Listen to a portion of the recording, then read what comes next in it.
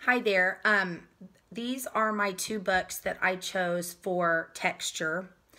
And these aren't necessarily texture that you can feel with your fingers when you run over the page, even though some of them look like you can, which I guess that's the point. These are more just visual texture. This is The Eagle's Song, A Tale from the Pacific Northwest, and it's written and illustrated by the same person, Christina Rodanis. And if you could tell, if you could pick that up, that light's kind of bothering it, but all this texture, these feathers on the front cover. And this is a really cute book. It's all about this small village that is basically bathed in light and darkness. It's a village in Alaska, and the villagers do not talk to each other. They all are going through the same thing. They hunt for their own food. They build their own homes.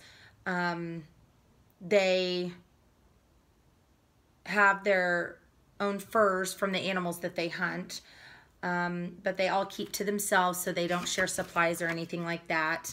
And it talks about how the kids, or the older boys, I guess, when they leave to go hunt.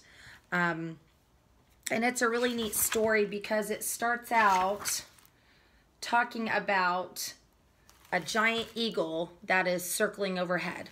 And this is kind of where the texture comes into play, if you can see that. And again, color would fall in on this also, because look at all those pretty colors. But you can definitely see the textured parts here. It makes it look like you can just touch those feathers. And you can tell, I mean, the text itself says, the boy gazed up in wonder as a giant eagle circled overhead, then glided downward and landed nearby. And I guess what sticks out to me is you can see those feathers kind of twirling.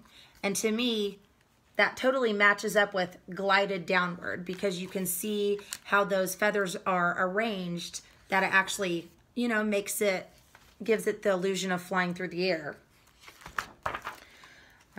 Again, here is our eagle. And then we have more feathers. I just like all those small little feathers, that texture.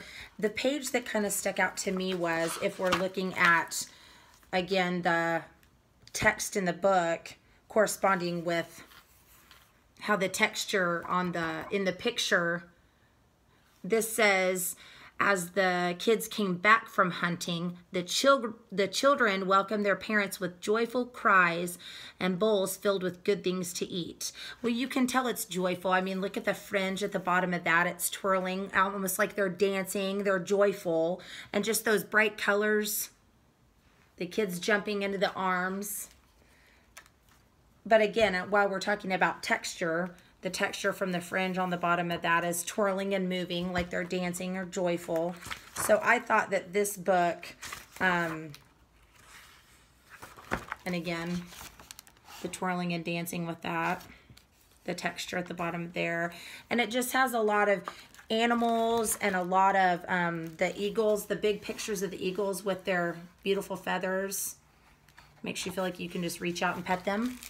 And the other book I had was also a Caldecott award-winning book, Where the Wild Things Are. And this book I know is familiar. Oh, Story and Pictures by Maurice Sendak. And this book I'm sure most of you are familiar with. I read it to my son a lot when he was younger, and my kindergartners at school, anytime I get this book out, they can about repeat it line for line with me or before I even get to it. So this book, I believe, would be considered the under the art element of texture because of the fur on the wild things' bodies, their body hair.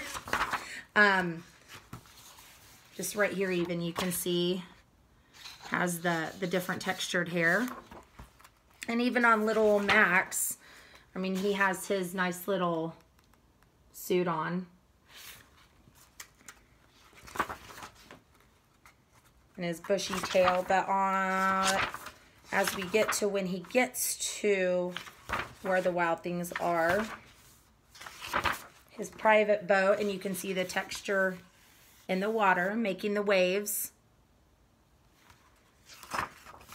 And then all the texture on the Wild Things, their hair. This guy has the long flowing hair, this guy with the spiky hair, and this guy with kind of the curls.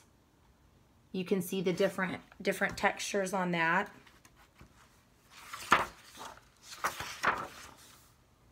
And again, different textures on these guys.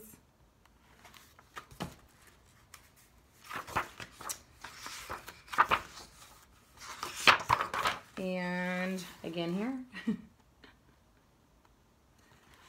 And again, obviously there's not any texture to feel, but you can almost feel it when you look at it, what it would feel like. I would think that the spiky guy's hair would be really, really spiky and coarse. This guy, curly hair, maybe a little coarse.